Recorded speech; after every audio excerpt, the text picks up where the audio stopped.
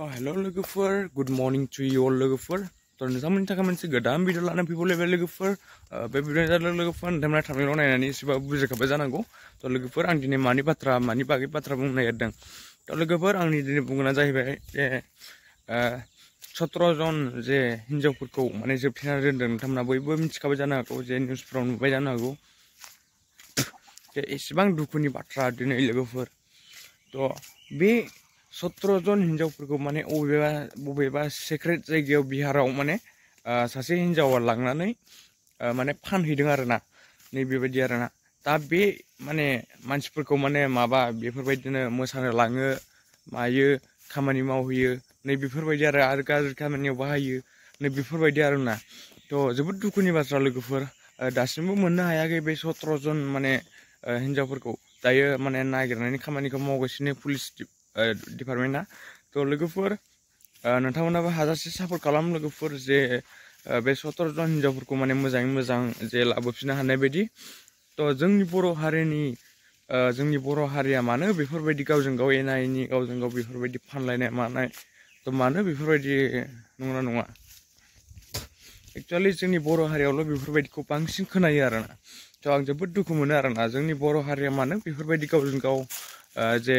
मेगन सालायनानै नायलायनो हायि नै बेफोरबायदि गावजों गाव फानलायलायनानै जानाय मानाय थाखानि थाखायनो गाव गावनि हारिखौनो फाननानै जायो आरोना नै बेफोरबायदि थ दुखु नाङो आरोना थ बै मानसिया जे जोंनि बर' हारिखौ माने फाननानै जानानै गावनि हारिखौ फाननानै जाना मा गोजोननाय मोनगोन नङा थ बे हिनजावा जे गावहा माने बिहारि फिसाय लाहैदों नै बेफोरबायदि आरोना थ जोबोद दुखु मोनदों लोगोफोर आङो बे निउसखौ नुनानै जे जोंनि बे 17 जन बर' हिनजावफोरा मानो बेफोरबायदि माने दिनै दुखु खस्थ'आव दङ बेफोरबायदि गाज्रि खामानियाव लांजाबाय थ बेखायनो आं माने नोंथांमोनखौ माने साबधान जानो जे खोन्थाहरो मानो होननानै बुङोबा नोंथांमोना मिथिना लानाया मोजां थ नङाबा नेक्स्ट टाइमाव नोंथांमोनाबो जामब्रनो हागौ जायफ्रानाखि हिनजावफोर ना गथ'सा हिनजावफोर 12निफ्राय जे 20 सिम 21 22 बेफोरबायदि बैसोनि मानसि नोंथांमोना माने साबधान जा आरोना नोंथांमोननि गेजेराव बेफोरबायदिया जाफैनो हागौ मालाबा समाव थ नोंथांमोना गोजानाव खामानि मावनो थांनो मानो सोरबाफोर माने मोजां बाथ्रा बुङोबा माने नोंथांमोना साबधान जा आरोना नोंथांमोना गोदाव सोराव थांलाबायनो नाङा आरोना मानो होननानै बुङोबा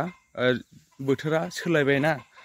गावजों गावनो जेबो मिथिला आरोना बोथोरा माने थाखानि सायाव बयबो गोजावसै आरोना थाखा नुबानो माने हारिखौनो सिनायला गावखौनो सिनायला आरोना थ लोगोफोर नोंथांमोना माने साबधान जा नोंथांमोना जे जोंनि बर' हारियाव गोबां बेफोरबायदिनो गुबुन जायगायाव बेलेग जायगायाव खामानि मावनो थाङो जोंनि बर' हारिनि हिनजावफोर हौवाफोर नङा थ बेखायनो माने साबधानै थाङोबा थ आं बेखायनो नोंथांमोनखौ माने साबधान जानो थिनहरनाय जाबाय थ लोगोफोर दिनैनि भिडिअ बेनो जे नोंथांमोनखौ साबधान जानो थिनहरनायनि भिडिअ आं बानायनाय जादों थ लोगोफोर नोंथांमोना जे मोजाङै मोजां मावहैबानो जाबाय साबधानै थाङोबा आरोना आरो थाङाबा थाङा नोंनि थाखाय मोजां थ बेनो आरोना थ थेंक इउ स' माच लोगोफोर नोंथांमोना भिडिअखौ मोजां मोनोबा लाइक शेयार एन्ड साबसक्राइब खालाम आरो बे 17 जननि मादाव सासेफोर नुयोबा सासे सानैफोरखौ नुयोबाबो खोन्थाहर जे बिसोरो बबे जायगायाव दं थ बेनो आरोना थेंक इउ स' माच लोगोफोर नेक्स्ट भिडिअ लोगो मोनगोन बाय बाय लोगोफोर